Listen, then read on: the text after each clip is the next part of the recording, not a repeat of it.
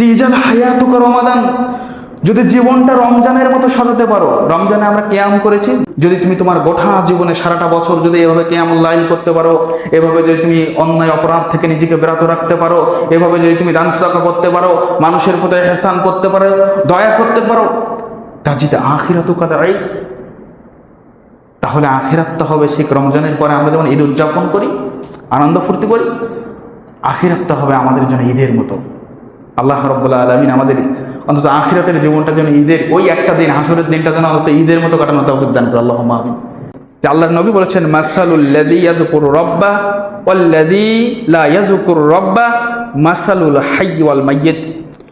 যেই ব্যক্তি চলন্ত পথে তার কথা, তার কাজ, তার চিন্তনে, ভালো করে বুঝবেন, কথা কাজের মধ্যে শুধুমাত্র তাকওয়া নয়, বরং চিন্তা জগতেও তাকওয়ার প্রভাব রয়েছে।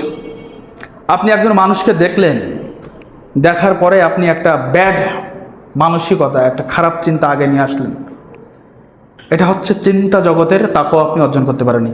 চিন্তা জগতেও তাকওয়ার একটা প্রভাব রয়েছে। তো সুতরাং কথা, কাজ, চিন্তনে, ইবাদতের ক্ষেত্রে আপনাকে তাকওয়া অবলম্বন করতে হবে। আল্লাহ নবী বলছেন, মাসালুল্লাযী, যেই ব্যক্তি রবকে ভয় করে, রবকে স্মরণ করে, যার ভিতরে তাকওয়া রয়েছে, ওয়াল্লাযী লা ইয়াযকুরু রাব্বা, যেই ব্যক্তির মধ্যে আল্লাহর ভয় নেই, তাকওয়া নেই, যেই ব্যক্তির মধ্যে আল্লাহ ভীতিতা নেই, আল্লাহর স্মরণ নেই, মাসালুল হাইয়্যি ওয়াল মাইয়্যিত, ওই দুইজন ব্যক্তির উদাহরণ হচ্ছে জীবিত এবং মৃত ব্যক্তির মতো।